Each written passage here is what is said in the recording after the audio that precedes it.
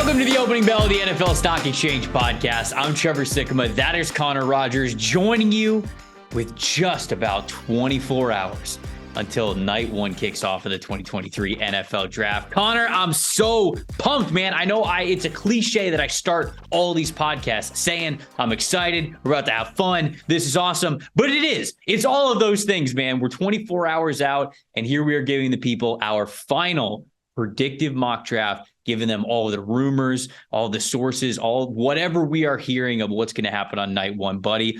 I can't wait to get this one going with you. I am truly, and I mean it, excited for it.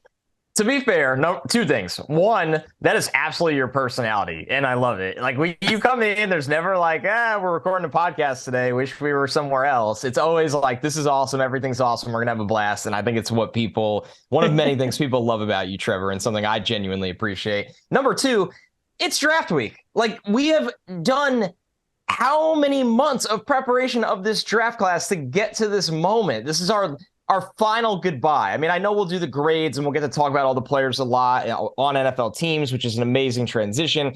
But this is our last opportunity to maybe dream big or play with scenarios at hand. And the great hope for every fan base still exists. So how can you not be excited for our final mock draft of the 2023 NFL draft class? How can you not be romantic about mock drafts, right? To quote Moneyball. That's right. This is our final predictive mock. So you guys, like Connor said, have heard us do so many different mock drafts over the last couple of months. We've been telling you what we would do. We've been telling you a little bit of what we think is going to happen, but we knew we were going to save all of our good sources, all of our good info, all of our good what we're feeling until this episode. So we're going to work through this one together. Normally, Connor and I will go back and forth, odds and evens, but we're going to work through the entire first round, and we're going to tell you what we believe is going to happen, whether a team is staying there, whether a team is going to move up or down, who we think that they are debating, and then ultimately make a selection for all 31 spots. Connor, before we get this one going, though, I did want to have a little bit of fun. I wanted to go back to the very first mock draft that you and I did for the 2023 NFL draft cycle. And I'll have our producer, Ryan, go grab the screenshots that he made for us. This is all the way back in September, beginning of September. And I wanted to just read it off. I'll read it off for the audio-only listeners. But then I wanted us to kind of go back and forth before we got our final mock draft underway to see how much has changed, really, between September and now. So, number one overall, we had the Atlanta Falcons, selecting Bryce Young. So, yeah, you wish. I think we're 1 for 1, though. I think we're 1 for 1 there. Let me tell you something. When you sent me this, I was like, damn, it's pretty good. Like, I've done way worse than this in previous years. Way worse. I'll just say that. I was like, you know what? Maybe we're getting the hang of this thing. This is why people get in on the pod early. That's why you got to listen in September, so you can be there to tell all your friends and family members about these draft picks. So anyways, Falcons taking Bryce Young at number 1 overall. We had CJ Stroud going number 2 to the Houston Texans. Could actually happen. Jalen Carter going to the Lions at 3. Will Anderson going to the Seahawks at 4. Both of those spots could actually happen. Jets, but isn't it funny? We had the Lions and Seahawks here in their original picks. Not 18 and 20. I mean, not the traded picks. We had the Lions. That's the hilarious part of this. It's very true. That's very true. The disrespect of the New York Jets here. We're such haters. At number 5, we had them taking Miles Murphy. Had Jackson Smith and Jigba going to the Jags at number 6. Peter Skoronski going to the Panthers at 7. Broderick Jones to the Bears at 8. Keely Ringo to, I believe that's the Giants. It's tough to make out this logo, but I believe it's the Giants. It's the Giants. At number 9, Cam Smith to the Washington Commanders at number 10, Paris Johnson Jr. to the Steelers at 11. The Steelers wish they could get Paris Johnson Jr. We'll get to that. They might try to trade. Not maybe for him, but for someone. We'll get to that a little bit. Quinn Johnston to the Vikings at 12. Andre Carter to the Eagles at 13. Yikes. That's a miss. Brian Brzee to the Raiders at 15. Antonio Johnson to the Patriots at 15. Michael Mayer to the Titans at 16. Siaka Ika to the Houston Texans at 17 with their second selection in the first round. Trenton Simpson to the Eagles at 18. Kayshon Boutte to the Ravens at 19. Don't think that was happening. Bijan Robinson. To be fair, I don't know if that one was on us. Bijan Robinson to the Cardinals. Never on us. Let's make that very clear. It's true. It's never our fault. We never missed on the pick. Glad you clarified that. How about this one? Anthony Richardson, 21 to the Seattle Seahawks. And Pretty he's good. on the board. And he's on the board for him at number 5. Pretty good. I mean, how many September 7th mock drafts were you reading with Anthony Richardson in them? Especially with him going to the Seahawks, which he might actually go to the Seahawks in 24 hours. We'll see. Oh, wait, 2 more selections for us to dunk on the people. Hold on. Anton Harrison to the Chargers at 22. Garrett Williams to the Miami Dolphins at 23.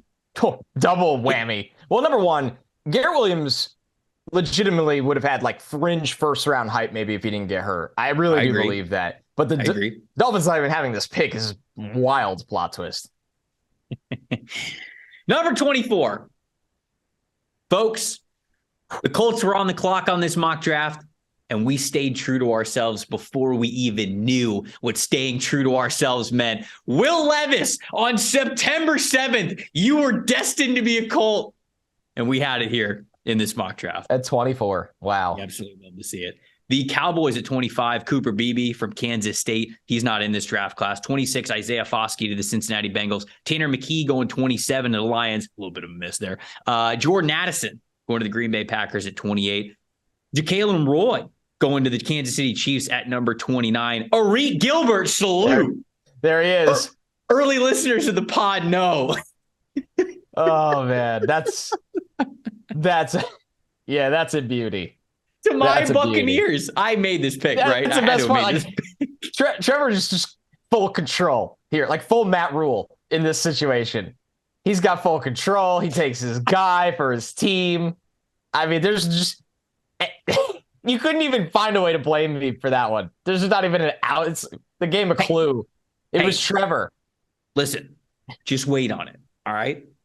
Everybody sees what Hakeem Butler's doing in the XFL. All right. He's going to make the jump back to the NFL, going to be an absolute star. That's what's going to happen with Arik Gilbert, all right? Never wrong. Just early, folks. So Arik Gilbert at 30, and then Jordan Battle, the safety from Alabama, going to the Buffalo Bills at number 31. This is a fun look back, man. And honestly, it really is a lot more similar to, I think, the mock that we're going to put out here in this episode than I would have bet on when we were saying, hey, let's look back on it in September. I think when you break it down, this is a decent hit rate, and you look at the guys. It's more important to focus on the guys where they didn't go right? Like you look at Keely Ringo. I mean, it's not even that egregious though. Keely's still going to go in the top 2 rounds. Like I look at like Andre Carter, right? A guy that was not really recruited. He has a breakout for Army. He's just 2 years away. And we just over projected him where we thought he was a year away, and he's going to put lower body weight on and be able to really develop as a real pass rusher. And there's a lot to like about Andre Carter. He's just now more of that 3rd to 4th round developmental guy, where when we did this, we were thinking he takes the big leap. Ika didn't have the season we had hoped for. No. And we've documented the issues with Butte. Right. Cooper Beebe just went back to school. He's a good player. I really think so too. I think he's a very good player. So yeah, I mean, there's nothing too wild on this one. It's just funny that the top dogs like Bryce and CJ and Jalen Carter and Will Anderson and Jackson Smith and Jigba and Peter Skoronski are still the top dogs. Yeah, it makes me feel really good about going into summer where I'm like, damn, that was a really valuable exercise, spending month after month over summer getting to know this draft class and not just tearing the whole thing up after 3 months. I'm not going to lie, man. A week ago, 2 weeks ago, I was already starting to think about summer scouting. I really was. And how excited we are to dig into that, just to introduce people to a lot of next year's class as well, because there's already a lot of notable names that we're going to get to. But that's getting ahead of ourselves. We've got one final predictive mock draft here on this show that we're going to run through. So let's do it. Connor, let's fire up the PFF mock draft simulator, which you guys can do as well. If you want that bad boy fully unlocked, this is the best time to do it. You got a promo code DRAFT40, draft 40 that you could type in over at pff.com if you don't have a subscription right now, and you will get 40% off a yearly subscription. So that's not just the fully unlocked mock draft machine. That's all the stats. That's all the fantasy football tools. That's the betting tools as well. Like, you get all of this stuff for one subscription. You get 40% off of it for an entire year. Best time to go get it. Draft 40, DRAFT 40 over at pff.com. Carolina Panthers on the clock at number 1 overall. Outside of Will Levis on Reddit becoming GameStop and somehow manipulating sports books at number 1. I mean, before that happened this week, Bryce Young was like minus 2,400 to go number 1. They just took the board down most places. Yes. Like they just wiped the board. They're like, yeah, you can't bet on this anymore because why would we take any losses anymore? It's going to be free money. Hopefully you got in on Bryce Young when it was plus money back when CJ Stroud was thought to be the favorite. I'll tell you where I happened, Trevor. I got Bryce, I want to say in October or November at plus 275. Oh, you king. But I mean, I have my misses from them too, but I always do a number 1 overall pick bet, usually in October or November. I was worried about the height and weight, but I like those odds. He's just, it'll be fun to do that again. I mean, it's not going to be fun next year because Caleb's going to get more hype than we've seen, really since Trevor Lawrence. But yeah, we'll see. We need some quarterback to come in hot for the first couple months of the season, and then when they put up the initial odds, I need Caleb to be not minus money. You know what I'm saying? No, there's when the lines open every year for number 1 overall, there is pretty much free money to be made, even if Caleb opens at like minus 150, you still kind of take that. So yeah, I mean, we think Bryce is going number 1 overall. We've expected that for a long time, and that's what kind of makes the draft get interesting at number 2. Yeah, so number 2 overall. I mean, this is where the draft begins, right? That's the cliche that everybody's talking about, but this is truly the case. I've heard anything from Tyree Wilson to Will Anderson to CJ Stroud to Will Levis to Anthony Richardson, those 5 players being on the board for the Houston Texans. Connor, I'm curious, what have you heard recently about what the Houston Texans might do? And then what is your best bet of that group? I remember when we sat down at the combine, and something I told you before we ever recorded was, I was like, I keep hearing Tyree Wilson could be the first defensive player off the board. And it was not about the Texans at all. It was about Arizona. And we were, you were like, oh, wow. And I'm like, yeah, I was like, it's just the length, the explosiveness, the strength. Some people were really dissecting Will Anderson differently than we typically had for a while. That was the beginning of it. I didn't expect it to grow to this. When I said that on that podcast of the combine, I really believed he can go 3rd overall. I am pretty convinced that he's going number 2. Now, why it's not 99% or 100% is that the Texans are in a place that everybody's on this different timeline. I mean, the owner is probably sitting convincing an owner that you are not taking a quarterback at 2 when you've been trotting out the likes of Davis Mills and you are trying to get butts in the seats and sell tickets and jerseys and sell hope is very hard to do. That the owner can always come over the top here on Caserio and D'Amico Ryans. But ultimately, I think D'Amico's presence and power and brain and logic, think it wins out here. Trevor, I am thinking Tyree Wilson is the pick at 2. I'm curious where your brain is at, though, on this one. So this is what I've heard from this week. I've heard that McNair wants a quarterback. I've heard that Caserio wants Will Anderson. And I've heard that D'Amico Ryans is very intrigued by Tyree Wilson. Now, I didn't hear the full conviction, D'Amico is 100% Tyree Wilson over Will Anderson, but those were the 3 paths that I heard. But then John McClain, who we had on our guest mock draft series last year, feels like the godfather of all things Houston Texans. He said on a radio show today, which is Wednesday, that the Texans aren't actually split. That they are in sync about what they want to do, and that they will do that at number 2. I think it's Will. Man, you do? Okay. I do think it's Will. I think it's Will Anderson. Will Anderson. I think it's Will Anderson. Yeah. Okay. And here's why. They're going to say Levis. And I think it's Tyree. What a scramble. So here's why I think that it's Will Anderson. Or potentially Tyree Wilson, one of those 2 guys. I think it's a defender at number 2. I think that Caserio believes that he can get the player that he wants on the defensive side of the football at number 2. And then I think he believes that the Cardinals aren't going to get the offer that they want to trade back. Therefore, if they don't take a quarterback at 2, Cardinals don't take a quarterback at 3, Indy takes one at 4, there's a chance that if Seattle doesn't take one at 5, we know that Detroit's probably not taking one at 6. I think that the Raiders have moved on from taking a quarterback in this class. I don't think that they take a quarterback. So then Atlanta is sitting there at number 8. And we'll get to Atlanta, but I think that Atlanta's a team that's going to be looking to trade back a little bit. If that's the case, Houston's got the ammo to move up from 12 to 8. And Atlanta doesn't want to move too far back. They just want to get a couple of extra picks.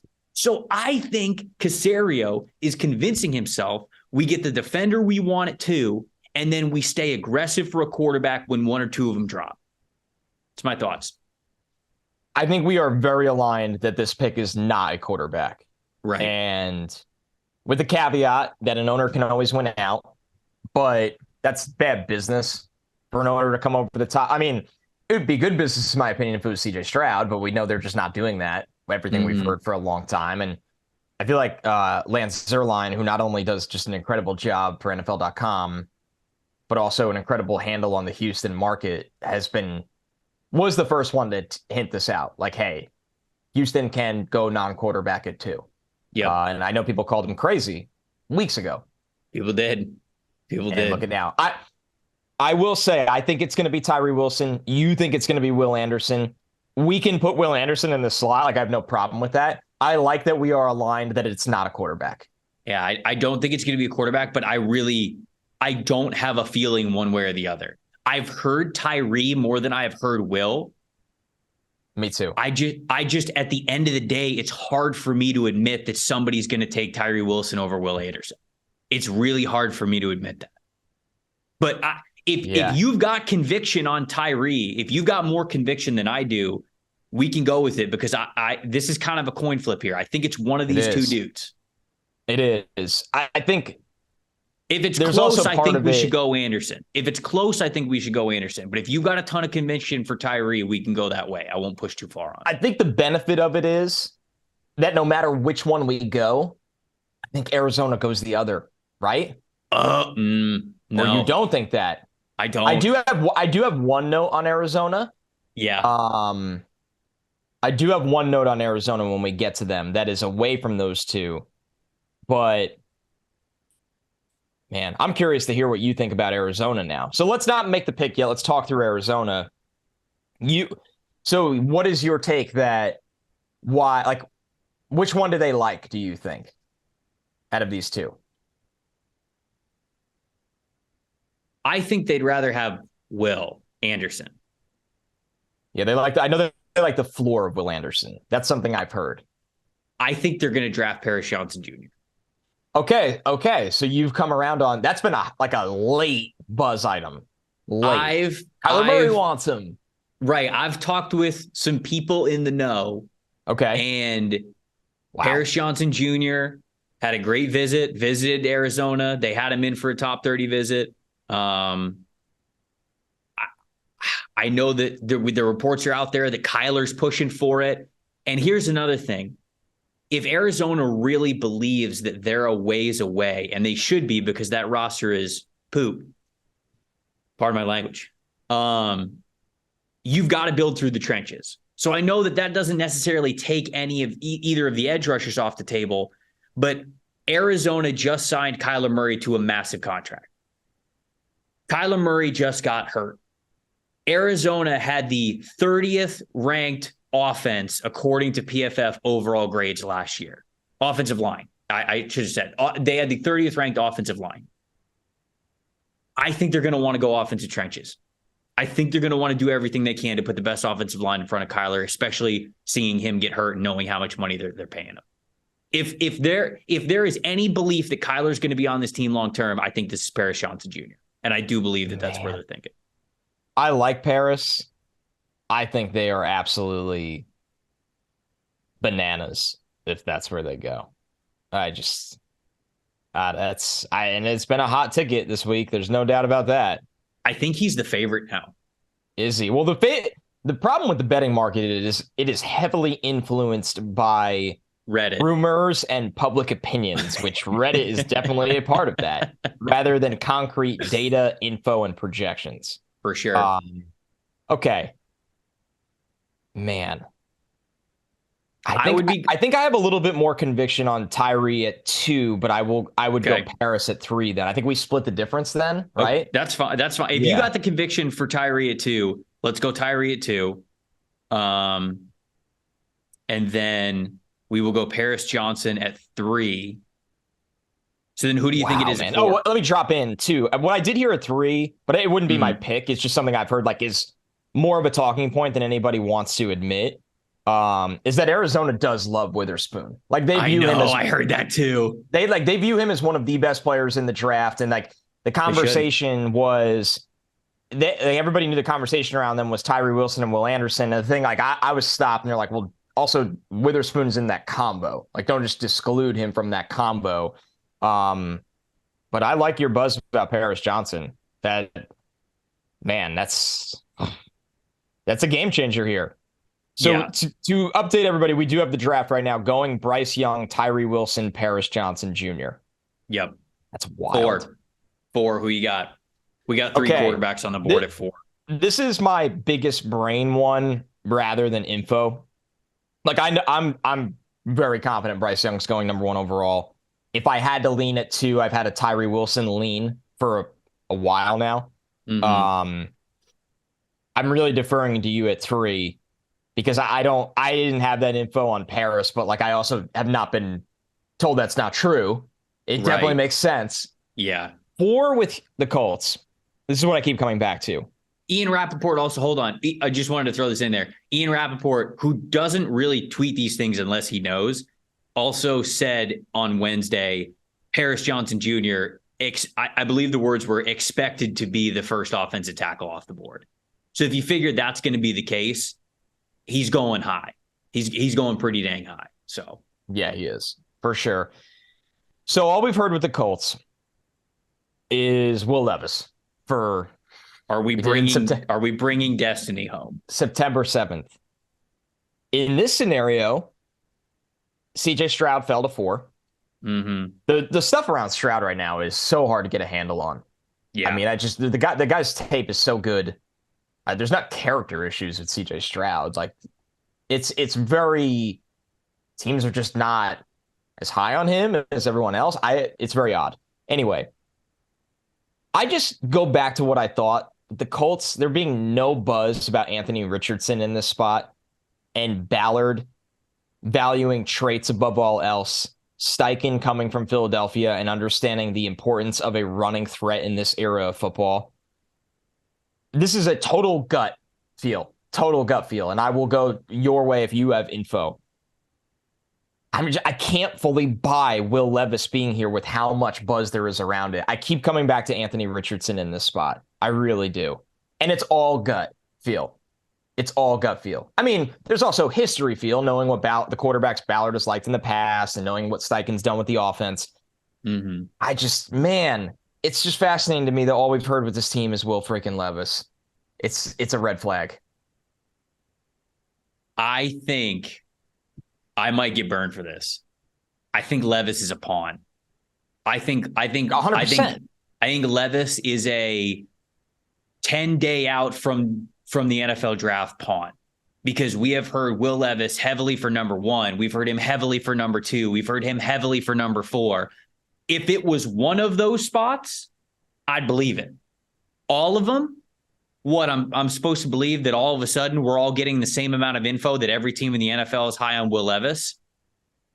I think it's a pawn. Me too. I'm with you. I think this picks CJ Stroud.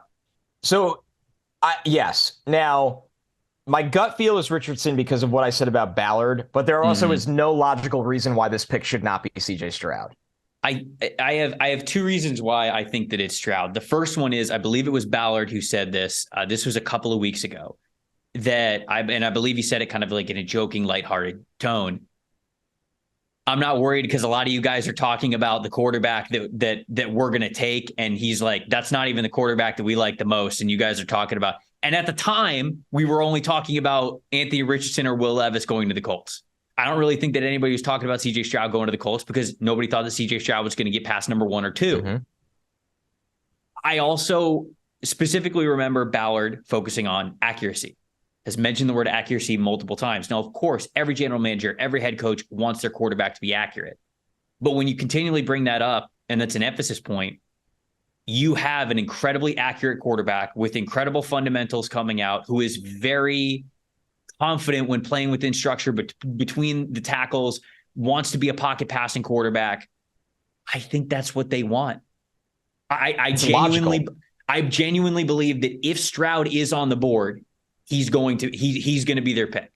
I think that it's CJ Stroud. I've got some pretty good conviction there with Stroud being their pick if he's there. I think we go with Stroud here because logic tells you that he should be the selection if he made it to 4. And that Ballard was right the whole time about not having to flip up to 3. So it's true. It's true. So that makes number 5 really interesting. Mm-hmm. So I've heard 2 names. Well, no, Will Anderson fell here. I just realized that. I've heard 3 names here for Seattle.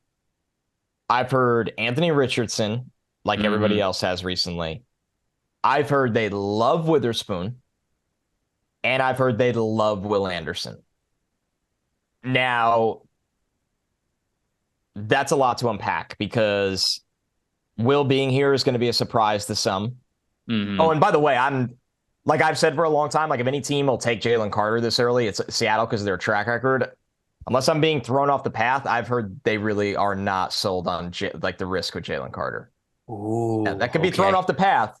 Okay. But I have consistently been told that they're not their usual Seattle, like we'll just take the talent. They are kind of walking on needles here a little bit, like, because they like other players a lot where they don't have to. They're not like, oh, the board sucks, let's take Jalen Carter, he's talented. It's like, no, the board's great.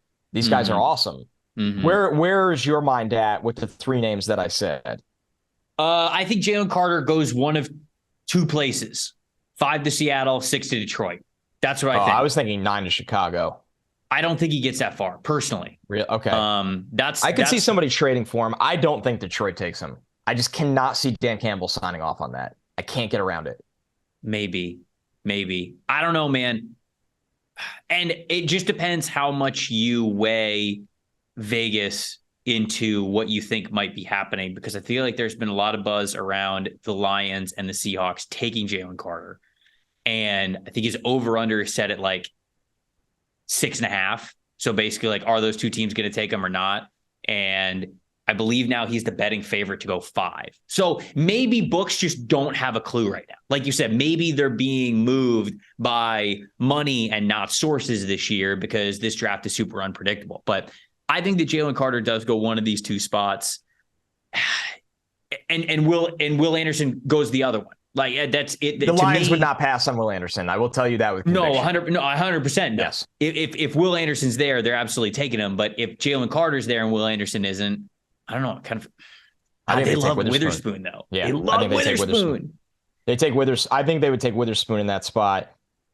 The one problem here is I don't know how much Seattle loves Anthony Richardson. Like, do they love him or do they like him? No idea. Truly no idea. That's a massive wild card. I lean Will Anderson here. Okay. And Witherspoon at 6. Okay. We can do that. We can do that. The thing is, I'll tell you with this, if you think Carter's going at 5 or 6, like, Witherspoon's not making it by the Raiders. So it is easy. He's easy to project. Like, he's right in the middle of the top 10 in multiple spots in a row. Seattle, Detroit, and the Raiders. Man, can Seattle really pass on Will Anderson at 5, man? He is just so good. That's the thing. Everything I'm hearing says Jalen Carter. But if you plug in Will Anderson to the Seahawks, I go, yeah, it makes total sense. If you plug in Devon Witherspoon to the Lions, I go, yeah, it makes total sense. Yep, that's kind of where I'm at. Let's go Anderson and then Devon Witherspoon then. And then the Raiders at 7 become wildly interesting. I think it's Christian Gonzalez. I think so too. And I'm glad we landed there. Yeah. The Gonzalez spots are 7 and 8 and 10. Yep. From what I've heard. Yep. 7, 8, 10. I have heard, and this doesn't really shock me with their regime, the Raiders won't take the Jalen Carter swing if he made it. Now, once again, everybody could be trying to throw off the tracks because they want Jalen Carter to fall. But when I like say that back to people, they're like, don't overthink this one. And I'm like, okay. All right. Like it has not been a good process for him. He is so talented that he will still go in the top 10, I believe. But it has not been a good process for him. But I'm with you. I think Christian Gonzalez goes 7 to the Raiders. They want a corner, and they want one of those top 2 corners badly. I think the Falcons are trading back. Makes a lot of sense. Anything here is probably a reach. Right. I will say one thing I did here, and I just cannot sell my soul to this. I heard that with all the money they spent on defense in free agency, that Arthur Smith was kind of trying to use that to be like, can I take Bijan Robinson? Like we allocated all of that money, which they did a good job in free agency. This Falcons defense looks a lot different. And they did draft a couple edge rushers last year. Like, let's not bury those guys yet. I have heard that, and it's very classic Arthur Smith, that they do love Bijan Robinson, but there is a team building aspect there. Like, are we going top 5 tight end, top 10 wide receiver, top 10 running back, and then starting Desmond Ridder and Taylor Heineke? Here's what I think they want to do. I think Atlanta at 8 is going to get on the phone with both the Titans at 11 and the Texans at 12. I think they're going to try as best they can to play against one another. And maybe even, look, I've heard this too, Patriots potentially at 14. We've got 2 quarterbacks still on the board, Will Levis and Anthony Richardson, right? All of a sudden, with both of those guys available at number 8, a lot of teams could consider calling, right? I think that Titans will call, Texans will call, Patriots will call, Commanders will call. I don't think Atlanta's going to want to get past 16, but you've got 5 takers for teams that could want to move up for one of those 2 quarterbacks that are there. I think Atlanta wants to move back a little bit, either to 11 or 12, because I think they want to pick Bijan Robinson. And I think they want to say, we moved back, we got extra picks, we got it at the top 10, and we still drafted Bijan Robinson. I think our move here is to get Houston back up. I really do. I also think that Houston will move back up. I don't think Ran will be as aggressive, and he doesn't need to be. He just got the job. Right. They have Tannehill on the expiring. You don't need to do anything crazy. I think Houston, the coals under the feet of Caserio are a little different. Yep. So I think this is the Houston spot. And like I said, I think this is their plan all along, to let quarterbacks fall and then get aggressive as they see it. So we'll give up 12, we'll give up 8, and then the Texans are going to give, I don't know what the value is right in front of me, but probably 65. So the early 3rd round pick, I think it's the first pick in the 3rd round. And then probably something late, either 203, 230. Yep. So let's go 203. So the Falcons then get couple of extra picks, maybe gives them a little bit of ammunition to move up back into the 1st round, which I feel like they would want to do. So Houston's on the clock at 8. You think they're going to go Levis? Because I think Levis. I think it would be Levis here. Okay. All right. So we'll go Levis at 8. But I think it's what they'll do. Chicago, Jalen Carter at 9. I think the combo I always found when asking about the top 10, like I'll ask someone that I really, really trust that has the best feel landscape-wise, and we'll go through all the scenarios like you and I, exactly like you and I just did, and you land on 2 or 3 players at each spot, and you kind of rank the odds. And then every time Chicago is the one at 9 where this person and someone else I trust go, no one knows. Like the league doesn't have a feel. They just don't have a feel. They could trade out again. Yeah. They could trade out again. They can go O-line. They could, and for me, that brings me back to you just take the talent, right? I know it's risky, but it's also Jalen Carter at 9. He might be the best player in the entire draft. It doesn't feel like I have not heard enough hype about Skoronski going to this team. I haven't heard any of that. Plenty of people have plugged him into this spot. I've done it before. But only from a talent perspective. I have not heard a single person plug Peter Skoronski into the Chicago Bears because they've heard something. That's so I'm going to stay away from Skoronski here. Carter's on the board. Apparently, they've done a lot of research and put a lot of time into Nolan Smith as well. I think Nolan Smith made that information public that the Eagles and the Bears were the two teams that he spent the most time with. But I don't know. Are they going to draft a smaller edge rusher? I think they should go Carter here. I think so too. I think Carter's a good plan. And that puts the Eagles up at number 10. So Skoronski's got pretty high odds for the Eagles at 10. He ends up making it here. They do like Bijan Robinson, but I just don't think the Eagles are going to take Bijan. It's not their thing. It's just not don't think they're going to do it. I've asked a lot about that one, and I get the same response of it's just not Howie. They just don't. They don't do it. It doesn't matter who it's for. They don't do this. Instead, Son Reddick is on this team. That is who a lot of people comp Nolan Smith to. Hassan Reddick has 2 years left on his deal. You cannot move on from him this year, but you can move on from him next year, although he's got 3 void years on his contract, so I don't know, man. And he was so good. I'm leaning Nolan Smith. That's where I'm another leaning. Hassan Reddick. But it's just another speed edge rusher. They have a house money pick here. Let's call it what it is. This is a legitimate house money pick. Paris is gone in this situation. Mm-hmm. If they view Skoronski as a guard, they're not going to take him at 10. Right. They have to view him as it could be a short-term guard, but a long-term tackle. I think Nolan Smith's going early. This could also be a spot where I wouldn't be surprised to see Lucas Van Ness go, too. I will say that. But I would probably lean Nolan Smith. I'm going to lean Nolan Smith, too. I think the league's a lot higher on Nolan Smith than they are Lucas Van Ness. Yeah. So he goes 10. So we'll go 10 here. Titans at 11. I mean, Richardson, right? Yeah, it's got to be Richardson. Yeah. Rand Carthen, University of Florida graduate, played at Florida. He's either going to be all in on Anthony Richardson or all out, because you know that guy's going to get exactly what he needs to hear from the people at Florida who coach him. 100%. So and what process was he just a part of for a traits-based quarterback in the top 15? Trey Lance. And I'm not using that against the pick here. I'm saying that's a traits-based pick, Trey Lance. Guy didn't have a lot of playing time. Yeah, because if you and also if they've lost faith in Malik Willis, like Peter King reported in his column and his mock draft earlier this week on that, right? You're out on Malik Willis. You've got 1 more year max of Ryan Tannehill, but you're basically blowing this thing up. If you draft Richardson, then you can cut Tannehill immediately, and you can almost just restart everything there.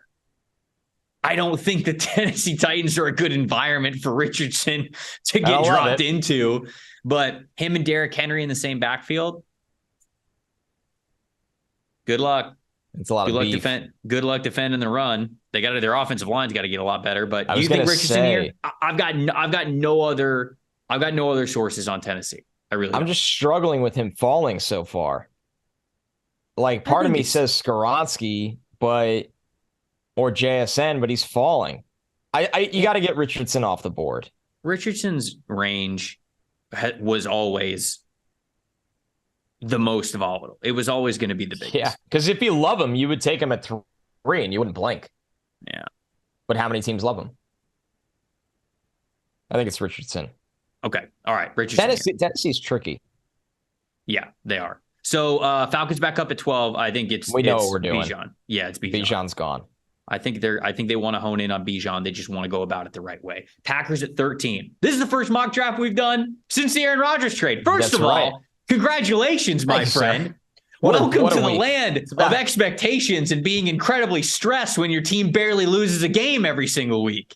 With a near 40-year-old but still great quarterback. It's going to be a fun year for you. I can't wait for the pod recap episodes every single Sunday. It is going to be a good time. Although it's going to be hell for our schedule if the Jets really play 6 primetime games like Adam Schefter claims. Oh. Jets haven't been on Sunday Night Football in like 12 years. 12 years. It's a sophomore in college. I'll have to call up or text Chris and just be like, Chris, figure it out. let's move along here. We got a podcast to do. Yeah, we have Come on. things to do. So okay. All right. So Packers are 13. Can I run you through my thoughts here? Please. The people want Jackson Smith and Jigba. They really do. Where is any evidence that would ever happen? I'm with you. It's logical. They should do it. JSN is worth it. The fans want it. It helps Jordan Love. I'm not going to say no shot. I don't think they do it. I don't think they do it. The only threshold outlier I think they have drafted is Jair Alexander. I think he's the only one. Now, you could say Jack Smith and Jigba should be another size outlier that you should draft, but I don't know if they're going to do that. They just don't really do that. Tight end, okay, maybe, but here's the thing about tight end for the Packers, because there's a lot of people saying Darnell Washington, Michael Mayer, Dalton Kincaid. Sure, getting the guys at the top of the list is nice because you think that they're higher in talent. But Green Bay just acquired an extra second-round pick, a decently early second-round pick, mid-second-round pick, I guess is probably an easier way to say it. But this tight end class is deep. A good chance one of Luke Musgraves, Sam Laporta, or Tucker Kraft is going to be sitting there available for you in the middle of the second round. I think this is edge rusher or offensive tackle for the Packers. I agree. I think it's either Darnell Wright or Myles Murphy. Those are the two players that I think the Packers are going to draft. I keep coming back to Myles Murphy. I do too. They are kind of becoming predictable. And maybe that's why everybody will be wrong this year. Maybe this is the year. Like, they get rid of Aaron Rodgers and they just release all their demons and they are a totally different operation. But I don't believe it. I don't believe it. I'll caveat it like this. I will applaud Goody, who I have killed in a couple of drafts on my live draft coverage. I hated their first round last year, despised it. And I feel good about that. If they take JSN, it's brilliant. It's great. It makes the pick swap with the Jets that much better in the Rodgers trade. I just don't believe it yet, Trevor. I think we are aligned on Myles Murphy in this spot. Okay, we're going Myles Murphy at 13. Patriots at 14. Sorry, Packers fans. I hope we are wrong. I really do. So Skoronski is here. He is. It's got to be Skoronski, right? Who else do they think he's a tackle? I think they just think he's a good offensive player. You know? Yeah, I know. Probably. I think it's Skoronski. I think too. The only other, corner, a bigger corner. So like Joey Porter Jr., but are you taking Joey Porter Jr. over Peter Skoronski? You can't. That's bad business. No, you can't be doing that. We're taking Skoronski for the Patriots. So the Jets are on the clock. This sets up a wonderful scenario that I have been dying to hear from you since the Jets trade went down. And you also tweeted about this today, about some interesting scenarios, because it's always been offensive line. And Broderick Jones is on the board still. He is. But there's other scenarios that you think could be a play here. Break it down for me. 3 players right now I'm looking at in this spot. And I don't know if all 3 will be here on draft night, maybe. Broderick Jones, who Jets fans have heard it so many times, they probably turn a podcast off when they hear it. Jackson Smith and Jigba, because why the hell not? Which part of me wonders, did Green Bay have to swap with the Jets to prevent that? I don't know. We don't think Green Bay is cleansed and they're going to do this, but maybe it's part of it. If they do, we can justify it because we can see it, but I don't know. The third one, Trevor, because he's so perfect in their defense and they've been really so patient with the market, which is odd, is Kalijah Kancey. Saleh bangs the table for pass rush. Have they had Kancey in? I don't think so. Do you know? I was going to say. I have a lot of their visits. They've oddly had a lot of tight end visits. They've been all in on the centers before they re-signed Connor McGovern. The only edge that I have on my list that they did a pre-draft visit with was Ojulari, which was like. So McShay said they could go Kalijah Kancey if the top 3 offensive tackles are gone. One of them is still available. Broderick's still here. He is still here. He says that he said no on Darnell Wright, by the way, in the same They just can't go podcast. Weight issues again. Man, this is tougher than I thought. Like, I'm still Broderick in front of the pack, but I think JSN and Cansey being here makes such a fascinating case. Well, if they think Dwayne Brown is their guy next year, they can take the offensive line depth in round 2. They still have pick 43, and they go talent here. Like, the majority of teams I talk to view JSN as a significantly more talented player than Broderick Jones right now. Cansey, I can't get a read on because not a lot of teams deploy a 281-pound defensive tackle, but the Jets would.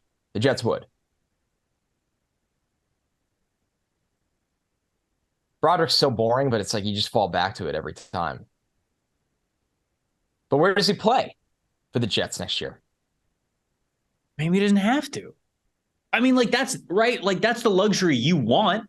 Yeah, if your offensive line's good enough and Broderick gets to sit for a little bit, we already talked about how he's a raw player. Yeah. Gets to sit behind a veteran. Oh, man. I think I'd go Broderick, personally. I think we go Broderick. But Cansey is a wild card. Cansey and JSN have made this super interesting. I just don't think the NFL is going to take a 280-pound D tackle this high. I know. But he is one hell of a football player. I know. We're going Broderick. Okay. But I do think it's good we talk through the scenario because it's not a guarantee Broderick is here. And then I think it would be Cansey or JSN. I have some conviction on Washington's pick at 16. Good. Is it non-Joey Porter conviction? I think it's Lucas Van Ness. Wow. I think it's Lucas Van Ness. They did not pick up Chase Young's 5th-year option. Yeah, that surprised me. Well, knee injury, hasn't been as productive as they wanted him to be. It's no guarantee that he will. They're kind of lighting a fire underneath him. I think that it is well within the realm of possibility that Chase Young could have a monster year this upcoming year and they still bring him back and pay him. However, they already have a ton of money in John Allen and Daron Payne. They do. Montez Sweat and Chase Young will now both be unrestricted free agents next year. If you're going to sign one to a monster deal, you're probably not going to be able to sign the other. I think at best, Washington has put themselves in a scenario where they can only bring back one of those guys. Maybe both of them aren't on the team next year. I don't know. Shoot, I think that Chase Young might be a trade candidate during the draft. I don't know exactly how they feel about him, but he could even be a trade piece that we see unfold this weekend. That being said, I think Lucas Van Ness, if he makes the 16, is their kind of player. I think he's going early, so I see it. Okay. Van Ness at 16 to Washington. We have not had that pick all year. No, that's a new one. The Steelers at 17. This has to be Darnell Wright? Yes or no? Yeah, I think it's Darnell Wright. Yeah, yep. I think so too. I think they're in on the tackle class. They might be in on maneuvering to figure out how to secure one. But in our scenario, they didn't maneuver, so they take Wright. Yep. The Lions at 18. Do we think they're a little bit more in on wide receiver than we initially thought? No, I don't think they're in on wide receiver. I do not think they're in on wide receiver. Where are you looking? They got a corner for us here in the first round with Witherspoon. I think it's Brian Branch.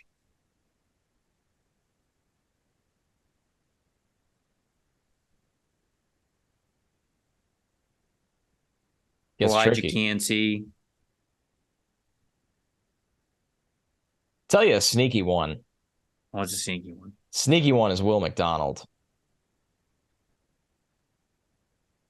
I think that'd be a low ROI on what they currently already have, you know? I don't necessarily think it's the play. Man. I also keep coming back to that, like Kincaid is going earlier than Weber, I think. Kincaid was the toughest one on my final mock draft that I did. Because it feels like he's going earlier than we've projected. Lines here are tough. I think this could be a Kincaid spot. I think so too. Like, this makes sense for Kincaid if they like him. And they get pass catching help.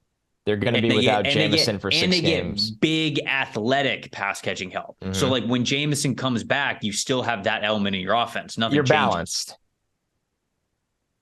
I think I lean Kincaid here. Okay. All right. I do know, I'll say this now. The Chargers really like Kincaid, but in this scenario, he doesn't make it to them. Your Bucks, man. I don't freaking know. Easy. Good. I think it's Anton Harrison. Wow. I think if the board falls exactly like this, I think it's Anton So he Harrison. makes it to the first round. Yeah. Wow. Yeah, I think so. All right. I'm not going to argue. Anton they Harrison. They need a left tackle. They are literally going into the year without a left tackle. They have no left tackle right now. Which is a wild way to live. And I think the interest is very, very real. PewterReport.com, Scott Reynolds is really reliably accurate when it comes to his Bucks best bets on his final mock draft, and he had Anton Harrison at offensive tackle. Wow. As long as he checks the boxes that the Bucks need him to check, I don't know if there's going to be a board that will fall, realistic board that will fall the way where they don't take one at 19. So, wow. Harrison at 19. All right, Seattle's on at 20. JSN, baby. JSN. He's BPA. He's fallen too far. I don't think he makes it here in the real draft. This has just been kind of funky. But you never know. Yeah. JSN at 20. He's too good. Play the slot for him. Oh, this is... What a pick. Seattle walks out of this draft with Will Anderson and Jackson Smith and Jigba. It'd be my favorite draft immediately. Really. Chargers at 21. I'll tell you another name I've heard besides Kincaid.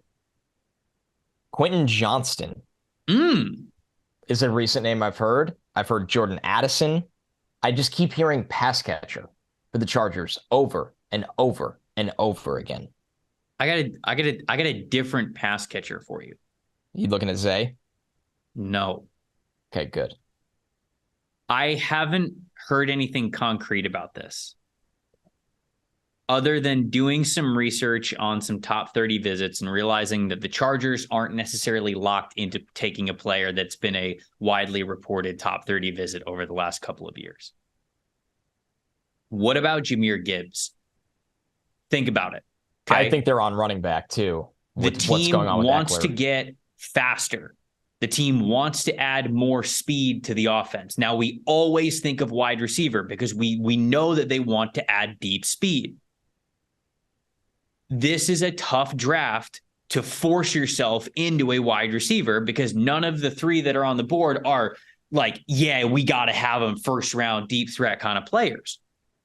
Jahmyr Gibbs alleviates you of the Austin Eckler problem, if you believe that's a problem. And what is what we have said about Austin Eckler in with the Chargers the whole time?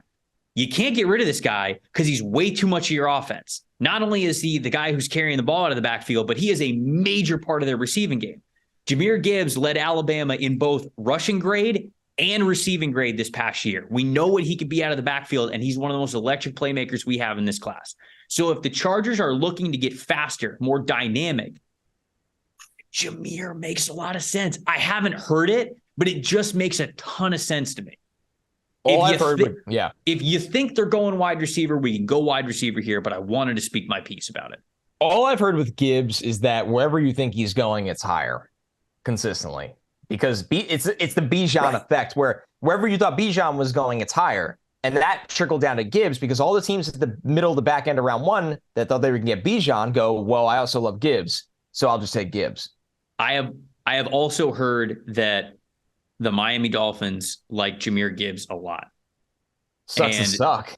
There is a chance that they were looking to move some assets to move up back into the first round and get him. That would cost like a good player.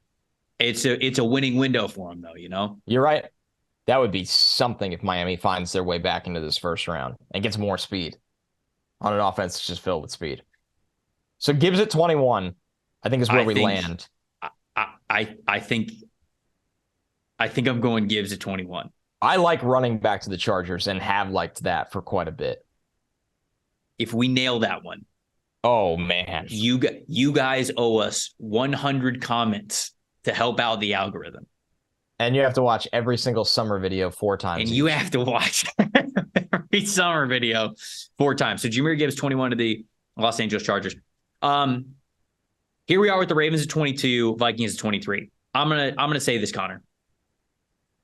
I think somebody else is making these picks. I agree with you. And I think Buffalo is one of them. So I have been told that Buffalo is also a team that is not going to pick in the first round. Interesting. Trading back. Who the hell comes into 27 and for what? I don't know, Hendon but Hooker. I don't think Buffalo likes this class at all whatsoever. I think they're like, we got too many guys that we like that we think are mid, and we're going to stock up on maybe next year's class. If guys, I'll say this, Trevor. If Joey Porter is here, I think the Ravens take him. I do. I think they want a corner. They just don't think one's going to be here. Yeah, but what if Deonte Banks is a better football player? Listen, Banks or Porter. Banks or Porter. I think probably Porter, right? Yeah. I think he'll go first. I think Joey Porter Jr. Boy, are the Vikings tough. They need a little of everything. I mean, it feels like they're trading back. But who wants 23? I think the Saints are trading up just to do it because that's all they ever do. Correct. I think the Saints are trading up for either Brian Brzee or Keon White. That's what I think. Ooh, that's hot. Yeah, Brzee makes a lot of sense for them. I wouldn't go up for him. Right, that's the tough part for me. Why would you go up for him? Because New Orleans has pick first round, second round, third round, fourth round, fifth round, seventh round. Why would you go up? That's so they're trying to give up a fifth rounder. Who are they trying to give this up to? Let's see. Minnesota's got a 1, a 3, a 4, a 5, and a 6. So they can give up a 6th. They need picks. Yeah, they do. So they can give up maybe even give up 2 5ths. Anyways, Minnesota, Deonte Banks is here. Feels difficult for them to pass on Deonte Banks. Yeah, it just feels like he goes in the top 23. I also think that Hendon Hooker goes in this draft, though, and this feels like the last spot, right? Yeah, because the problem is a team from the second round would trade into one of like the Bills and all those spots to get him, and we don't know who's going to do that. Yeah. So Banks or Hooker? Order. Because who's going to trade? I know what I'm going to argue for Jacksonville at 24. That's away from what we've always done. Okay, what? Who? If not Brian Branch, it would be Keon White, I would argue. God, it'd be just such a Trent Baalke pick. Exactly. All right, so we going. What are we doing for Minnesota? Let's go Hendon Hooker at 23. Okay, then. All right, let's go to 24 for the Jags. I mean, Deonte. I like Deonte Banks. They've had him in for a visit. I know they're at his pro day. They could use another corner. They like Banks a lot. We've had Branch here a ton. Almost all the time. Which, by the way, don't get duped on the sports books, folks. Do not get played. You can get played. Because right now, I think the odds for the Jags to draft a safety first is like plus 3,000. NFL.com does not have Brian Branch listed as a safety. They have him listed as a corner. That's what I just checked. They're definitely going by NFL.com, which lists him as a cornerback. Yep. All right, do not get played, folks. So what were you thinking here? I'm wondering, like, am I playing myself? I just feel like they go with a big athletic edge in Keon White. When Banks actually probably makes the most sense, though, here. Banks does. Banks makes the most sense here. You get a long athletic corner. Let's see. Branch might not go in the first. He's not a lock to go in the first round. No, I agree. Keon feels like a Jags type. 100%. 100%. Unless the Packers take him at 13. I mean, he got invited to the draft, so we figure he's going to be. He did visit Jacksonville. He did? Yes. Oh, I just Googled that. I think we go Keon White. Okay. All right. Ah, man, are we playing ourselves? Banks makes so much sense. Banks didn't get invited to the draft, right? Ooh. Or did he? Did he not? Or did he? Or did he just say no? Oh. I don't see anything on it. Or did he tell him to pound sand? Yeah. Such an underrated saying. Let's go Keon White here. We're going Keon White. It feels very Jags. It does. Is it a little silly with them just drafting Trevor Walker? Yeah. Actually, very silly with them just drafting Trevor Walker. We're trying to predict things, not. We are. The hardest part, and I want people to listen to me, the hardest part about predicting the NFL draft is not putting good players in good situations. 100%. It's about predicting a team doing something stupid that you know is going to happen. You just don't 100%. Know exactly what that thing is. That's about 80% of this job. For kids listening that want to grow up to be an NFL draft analyst, 80% of the job is figuring out who's going to be an idiot. I like Keon White, so I don't want it to come off that way. It's just interesting the way the board broke that there are a lot of better players here. And Keon is a high potential player. But for sure. Converted tight end, athletic. Giants at 25. This one feels a little easier. Although Deonte Banks being here is a bit of a surprise that throws a wrinkle into it for me. I was going to say, what's the easier to you? The easy one is they've been all over Quentin Johnston. But I know they've been all over this corner class, and I didn't expect Banks to be here. I think Banks. I think Banks too. Yep. They could wait on wide receiver. Yep. I agree. And our wide receiver slides continues. We've had one go in this draft. I'm telling you, I think it's 3 max. It's 3 max. The under 3.5 was hot sauce. I think it was under 4.5 at one point. It's free money. Some people are just taking the books for a ride right now. Telling the sports books to pound sand. 26 to Dallas Cowboys. I got 2 names here. I got 1. Okay. So who are your 2? Michael Mayer and Will McDonald. Michael Mayer. Yep. If Michael Mayer makes it to 26, he's got to be the pick, right? They're picking him. They got to pick. He's got to be the pick. What a great pick that would be for the Cowboys. That would be. I've been told that it's very likely the Buffalo Bills are not picking here at 27. But we're not really doing trade back up into the first round kind of an exercise here. That gets a little wild. Right. It gets messy. But I mean, what do they? Okay. I think I'll throw my. I like Khalil Shakur, so I kind of hate that I'm doing this. Mm-hmm. But Zay Flowers.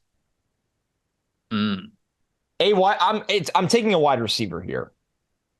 Or you not? Okay, who do you like? Talk to me. Osiris Torrance or Drew Sanders. Ugh. Those are the 2 that I think Buffalo would be in on. To replace Edmonds? Mm-hmm. He's got the pass rush ability to him. Man. He can play next to Milano, who's super reliable. You can let Drew cook.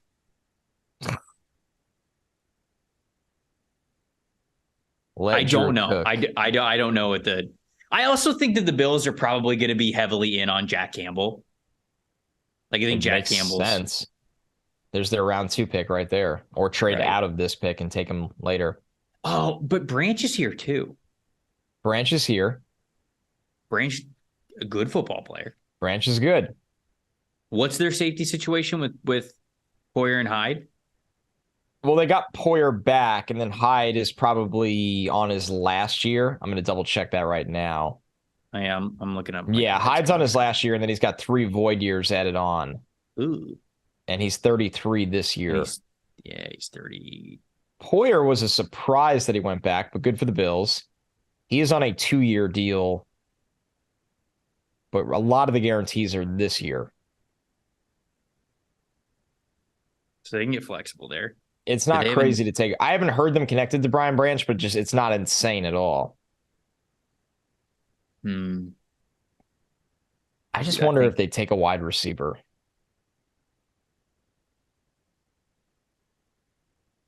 My vote's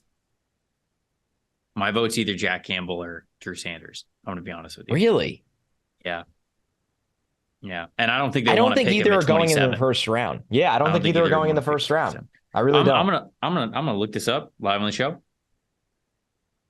What are their odds to go in the first round? No, I'm gonna look up who they're picking. Just, because it's available. I want to see what either of their odds are to go. That's what I'm wondering too. That's what I'm checking here. All right, first round. Jack Campbell plus 300. Drew Sanders minus 105. Yeah, lock it in, baby. Stupid sports books. Lock it in. Man, that's just ugh. Drew Sanders, you are. Drew Sanders, you are a Buffalo. You are the Buffalo Bill. Bengals at 28. No Bijan, no Gibbs, no Mayer. Yikes-a-roo. I got a name for you. Please, give me something to chew on. I don't know if you're going to like it. Probably not. I hated your last one. In fact, I know you're not going to like it. Emmanuel Forbes. Ugh. Horrific. No, I shouldn't say horrific. He's liked more by the NFL. By a lot. And they do need a corner, I feel like. Long term. They need playmakers. They need ball skills. I really like Cam Taylor-Britt. They have Mike Hilton, Chidobe Awuzie. I don't know. I've heard Forbes. That is what I have heard. Yes. This is not a me plugging this in. Okay. Let's go Forbes. I just don't like how the board broke for them at all. Saints. This to me is Brzee or Branch. I think it's Brzee. I think so too. He's just their kind of defensive lineman. And this is where he's valued rather than earlier. I think the Saints are going to draft either Brzee or Keon White. That's what I think. And Keon's gone here. Correct. I'm with you. All right, Brian Brzee to the Saints at 29. Eagles, 30. Who do we have them take it to 10? Nolan Smith.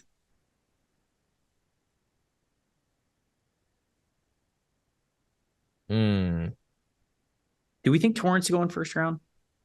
I think it's fringe. And when I say that about a guard in the first round, I go no.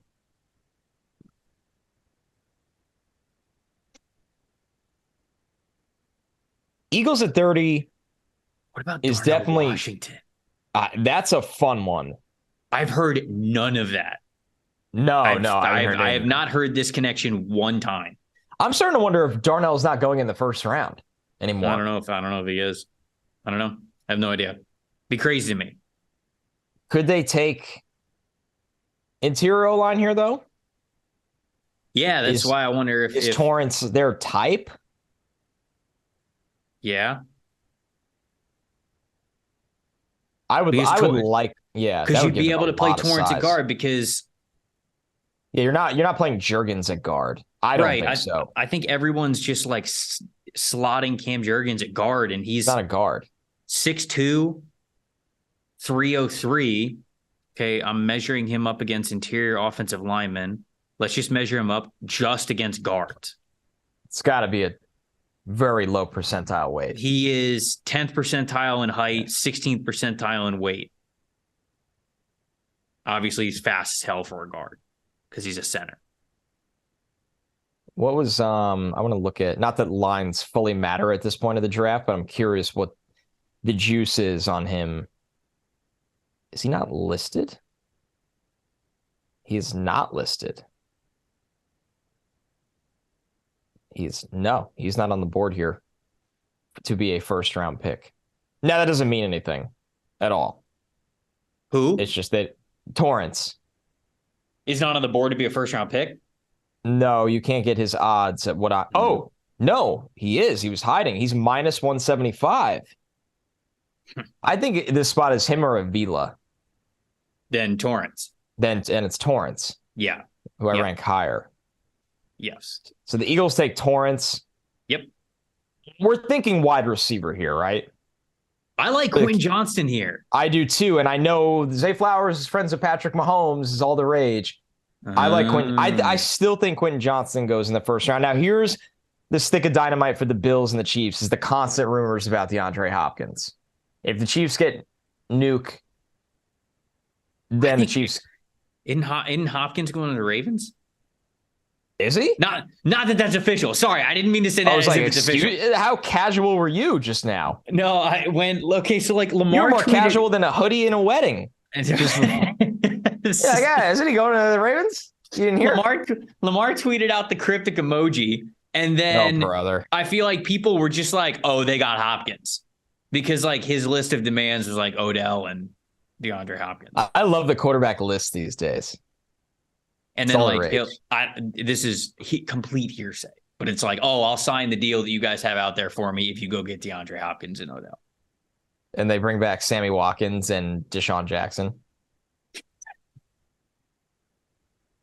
I would go Quentin Johnston here.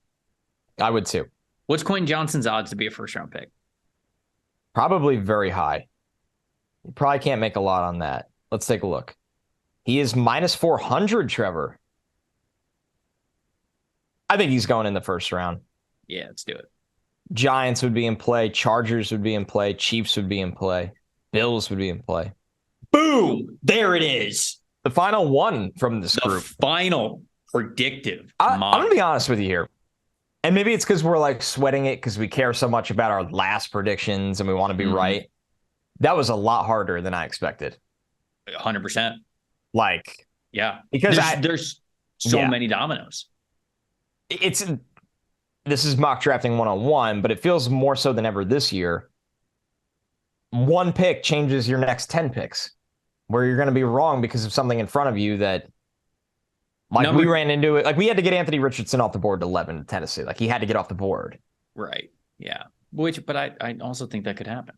You know, I think so too. We'll recap it for the good people. We had Bryce Young going number 1 overall to the Carolina Panthers. Tyree Wilson going 2 to the Texans. Paris Johnson Jr.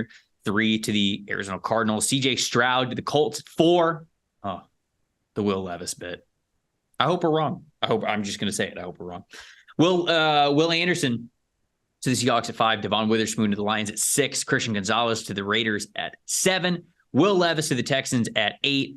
Jalen Carter in a trade down with Atlanta, by the way. Jalen Carter to the Bears at 9. Nolan Smith to the Eagles at 10. Anthony Richardson to the Titans at 11.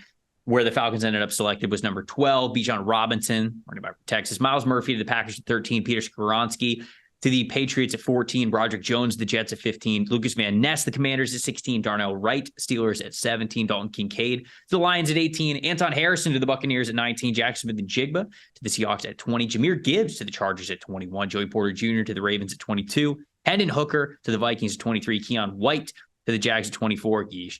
Deontay Banks to the Giants at 25. That was mean. I shouldn't have said that. Keon's going to be a Hall of Famer. Michael Mayer to the Cowboys at 26. Drew Sanders to the Bills at 27. Emmanuel Forbes to the Bengals at 28. Brian Brzee to the Saints at 29. Osiris Torrance to the Eagles at 30. And Quentin Johnston to the Kansas City Chiefs at 31. My friend, do you have any final words before we get out of here? I think it's interesting. We went over 1.5 running backs. We got 2 in here. Mm-hmm. We had 2 tight ends. Kincaid, Michael Mayer. Then only 2 wide receivers. Jackson Smith-Njigba and Quentin Johnston. We did go with the 5 quarterbacks. We went over the 4.5 quarterbacks. I mean, yeah, this is where we're at right now, and it's going to be fascinating to watch where the draft ultimately kind of zigzags from what we expected for a long time. Because if we've been doing this long enough, that there will be at least something that completely flips it upside down. I'll tell you what I'm most fascinated by, Trevor. If we are on, because nobody else in the world I think is on this right now, that Will Levis has been a pawn for the Colts at 4. I think he's been a pawn. But besides you and I, every network that controls draft narratives is making it a lock.